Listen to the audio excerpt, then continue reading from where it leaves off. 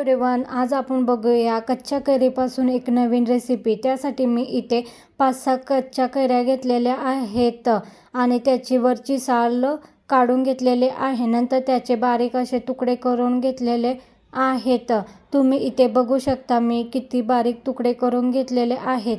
नंतर एक मिक्सरचे भांडे घेऊन त्यामध्ये धुवून घेतलेला पुदिना घालून घ्यायचा। पुदिना घातला तरी चालेल, नाही घातला तरी चालेल। नंतर त्यामध्ये आंब्याचे तुकडे घालून थोडेसे पाणी घालून ते मिक्सरला बारीक करून घ्यायचे। बारीक करून झाल्यानंतर ते पुरणाच्या चाळणीने गाळून घ्यायचे। गाळून घेतल्यामुळे त्यातील आंब्याचे मोठे तुकडे साईडला निघतात।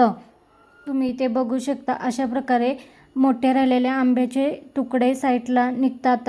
नंतर गाळून घेतलेल्या आंब्याच्या मिश्रणामध्ये 1 वाटी साखर घालून घ्यायची। साखर तुम्ही जास्त कमी घालू शकता। नंतर त्यामध्ये मी थोडीशी जिरे पावडर आणि थोडीशी मिरे पावडर घालून घेतली आणि नंतर त्यामध्ये 1 चमचा लाल तिखट घालून घेतले। लाल तिखट घातल्यामुळे ते थोडेसे तिखट होते आणि त्याला एक वेगळी चव येते। नंतर त्यामध्ये अर्धा चमचा काळे मीठ घालून घेतले। नंतर ते सगळे मिश्रण व्यवस्थित हलवून घ्यायचे। नंतर एक कढई गरम करत ठेवायची। कढई गरम झाल्यानंतर त्यामध्ये 1 चमचा तूप घालायचे। तूप घातल्यामुळे त्याला एक वेगळीच शाईन येते।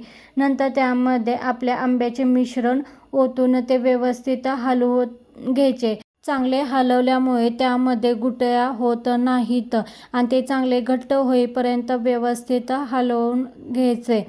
तुम्ही इथे बघू शकता आपले मिश्रण किती घट्ट झालेले आहे। नंतर त्यामध्ये मी थोडासा खायचा रेड कलर घालणार आहे। तुम्ही इथे तुम्हाला आवडेल तो कलर घालू शकता।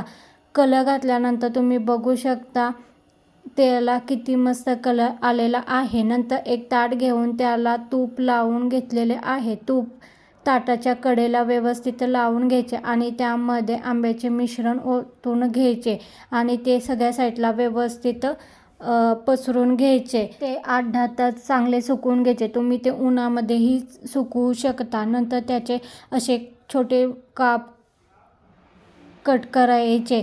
तुम्ही इथे बघू शकता आपली आंब्याची कँडी मस्त तयार झालेली आहे। या मग कँडी खायला। चला पटापट लाईक करा, सबस्क्राईब करा आणि कमेंट करा। कँडी तुम्हाला आवडले नक्की कमेंट करून सांगा।